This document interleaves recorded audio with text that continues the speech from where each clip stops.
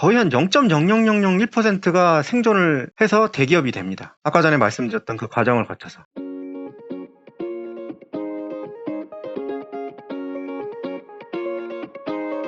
안녕하십니까. 여러분의 취업과 이직, 커리어를 위해 영상을 찍고 있는 커리어의 곰돌이 아저씨입니다. 오늘 말씀드릴 내용은 회사가 커가는 과정에 대해 시간 순서대로 한번 얘기를 해볼까 해요. 왜냐면 스타트업들이 대박이 나가지고 엄청 커지는 경우가 꽤나 있었잖아요. 그러니까 이 과정을 알아야지 좋은 회사를 들어갈 수 있어요. 좋은 회사를 들어가야지 돈을 많이 받을 수 있죠. 대학 시절부터 사실 저는 대처 동아리 활동도 했었고 경영 수업을 들을 정도로 기업 활동에 관심이 많았고요. 사실은 전공이 너무 어려웠어요. 그러다 보니까 교수님들은 항상 바바지처럼 막 칠판에다가 막 쓴 다음에 참 쉽죠? 이래요. 근데 저는 안 쉬웠거든요. 그러다 보니까 경영학으로 어떻게 보면 도피를 했습니다. 아무튼 그래서 이런 조조소에서 시작을 해서 대기업까지 가는 과정, 이걸 한번 설명을 해드리겠습니다. 회사가 커지는 과정이 이래요. 예를 들면 핸드폰 케이스를 만들어 파는 회사가 있다고 칩시다. 기깔나는 아이디어를 가지고 뭐 디자인하고 기능을 왕창 넣어가지고 만들 거예요. 근데 내가 창업주인데 굉장히 질문들이 많이 생겨요. 제조는 누가 해? 예를 들면 외주를 줄 수도 있고 아니면 진짜 큰 돈 투자해가지고 만들 수도 있는 거예요. 기계를 사가지고. 그러면 돈은 어디서 가져와? 투자를 받아? 아니면 대출을 받아? 그죠? 그리고 마케팅은 누가 할 거야? 어떻게 하는 거야? 그리고 변심, 반품 해줘야 이거 다 어떻게 해야 되지? 이거에 대해서 처음에는 보통 이 외주를 많이 써요. 왜냐면 사람을 고용을 해가지고 몇 년을 쓰는 건 굉장히 부담스럽단 말이야. 그러니까 프리랜서들을 일시적으로 고용을 해서 투자를 어떻게 받아야 되는지 조언을 듣기도 하고 대출 방법 관련해가지고는 뭐 상담을 받기도 하고 이런 식으로 진행을 합니다. 일단은 이 상황에서는 매출은 사실은 0인데 돈은 계속 나가요. 셋업하고 뭐 이런 것들이 다 돈이잖아요. 이 마이너스가 되는 돈은 본인이 먼저 갖고 있으면 제일 좋죠. 금수저를 부러워하는 이유가 이들은 부모님한테 계속 돈이 들어와요. 근데 그렇게 안 되면 투자자한테 투자를 받거나 아니면 은행에서 대출을 받습니다. 그럼 보통은 투자는 수익을 바라고 하는 거예요. 내가 100을 투자를 했으면 105로 돌려주기를 바란다고. 대출은 이자가 꼬박꼬박 나와야 돼. 100을 내가 대출을 해줬으면 100이 이걸 바라서 하는 거라고요. 투자가 보통 더 많이 바라고 돈을 주게 됩니다. 왜냐면 투자는 빵원이 될 수도 있는 거거든. 그래서 엄청나게 쪼이게 됩니다. 이제 어느 정도 뭐 물건이 조금씩 팔렸어. 외주를 해가지고 뭐 예를 들면 10,000개가 팔리고 있어. 근데 사장 혼자서 10,000개를 다 팔 수 없어요. 도저히 안 되죠. 이것 때문에 골치가 아프단 말이야. 그럼 여러 가지를 할 수 있는 사람을 뽑아요. 그래서 보통은 회계 겸, 뭐 격리 겸, 뭐 포장 겸 해가지고 한 분을 뽑아요. 그렇게 해가지고 쭉 가다가 어느 정도 시장에서 안착을 했는데 조직을 키우고 돈을 더 벌고 싶잖아요. 사람 2명이서 돌릴 수 있는 매출의 크기라는 게 한계가 있거든요. 마케팅 담당자를 일단 뽑아. 더 많이 판매를 하게 돼. 그러면 생산 담당자를 또 뽑게 돼. 그러다가 또 공장 전문가를 뽑고 막 계속 늘려가는 거예요. 사람들이 점점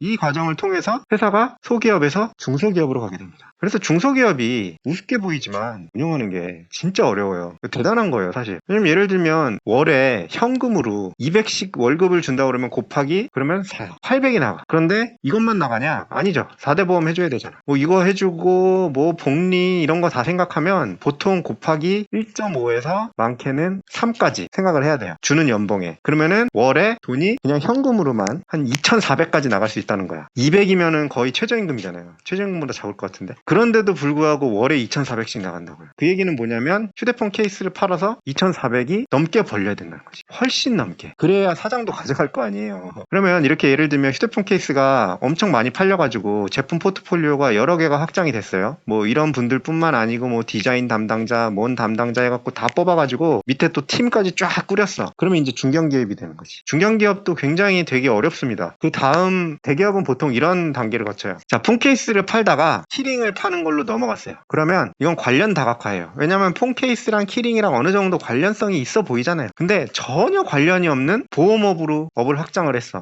야, 우리 현금이 좀 많이 남는데? 이거 뭐 금융지주회사 설립해가지고 한번 보험업 한번 해볼까? 이러면 비관련 다각화가 돼요. 그래서 관련 다각화와 비관련 다각화를 통해서 회사의 덩치가 커져요. 이 덩치가 커지는 거는 안 좋게 보는 케이스가 되게 많은데 그거는 예전에 IMF 때 너무 남의 돈 빌려가지고 대출을 막 1000% 막 이렇게 일으켜가지고 사이즈를 키운 대기업들이 한 번에 망하면서 엄청나게 많은 사람들한테 피해를 줬기 때문에 그러는 건데 사실 기업이 사이즈를 키우는 거는 어떻게 보면 당연한 거예요. 왜냐면 아까 전에 여기 계시던 분들 있잖아요. 맨 처음에 뽑았던 분들. 이분들이 대리로 들어왔어. 대리로만 있고 싶겠어요? 과장도 돼야 되고 차장도 돼야 되고 부장도 돼야 되고 그죠? 임원도 달아야 되는데 그러려면요 조직이 커져야 돼요. 매출이 확장이 되고 조직이 커져야지 이분들이 계속 조직에서 성장을 할 수가 있고, 그리고 이분들이 조직에 있을 이유가 있는 거예요. 안 그러면 다른 데로 튕겨나가요. 다 이직해버리고. 그러면 조직이 무너져요. 그렇기 때문에 이 조직은 항상 사업을 확장하는 거에 목숨을 걸고 있고요. 그래서 신사업이나 뭐 전략 이쪽은 솔직히 저도 지금 나이가 꽤 되는데도 불구하고 아직도 저한테 이직 오퍼가 들어와요. 그 정도로 이 신사업에 대해서는 모든 기업들이 다 목말라 있는. 그래서 이렇게 확장을 하다 보면 대기업이 되게 됩니다. 그래서 여러분들이 이제 스타트업에 들어가는 경우가 있는데, 저는 이제 이 말씀을 해드리고 싶은 거예요. 스타트업 중 거의 한 0.00001%가 생존을 해서 대기업이 됩니다. 아까 전에 말씀드렸던 그 과정을 거쳐서 혼자서 이제 막 고군분투하다가 사람 뽑아서 또 같이 고군분투하다가 조직이 점점 커지면서 이거 해보고 저거 해보고 하다가 그렇게 해서 확장이 돼요. 2020년 통계에 의하면 스타트업이 5년 동안 생존한 케이스가 27%래요. 2020년은요 코로나 지원금 이런 것 때문에 투자금이 흘러 넘치던 시절이거든요. 근데 5년 동안 생존한 스타트업이 27%밖에 안 된다고요. 그러니까 스타트업에 들어가실 때는 일단은 가장 중요한 거는 이들이 살아남을 수 있는가. 저도 컨설팅을 하면서 스타트업 출신 분들을 꽤 많이 봤는데 이 스타트업이 망하는 경우가 생각보다 많습니다. 스타트업뿐만 아니고 소기업, 5인 미만 사업장 살아남기가 굉장히 어려워요. 그 다음에 확인해야 될 거는 비전이에요. 저는 비전 미션에 대해서 되게 안 좋게 본다고 했잖아요. 예전에 그거는 대기업의 비전 미션에 이제 매몰돼가지고 면접관한테 그런 거 계속 나발 물어봐야 아무 의미 없다는 얘기인 거고, 스타트업 같은 경우에는 그 경영자의 비전이 굉장히 중요합니다. 왜냐면 이들이 이거에 따라서 대기업으로 갈 수도 있고 아니면 중간에 꼬꾸라질 수도 있어요. 힌트를 드리자면 기술에 대해서 굉장히 자부심이 있는 분들이 있거든요. 근데 이분들이 만약에 경영에 대해서 공부를 하면서 확장을 시키는 노력을 하는 분이면 회사가 커질 확률이 높아요. 근데 기술에만 붙어가지고 그냥 기술이 짱이야 이러고만 있으면요 회사가 꼬꾸라질 확률이 굉장히 높아져요. 그런 것들을 잘 생각을 해보셔야 돼요. 이거는 CEO 인터뷰나 이런 것들 스타트업들이 많이 하거든요. 왜냐면 그들은 그 언론에 노출되고 이래야지 투자금을 많이 땡기니까. 그런 것들 한번 찾아보시면 이분이 도대체 어떤 생각을 하고 이 기업을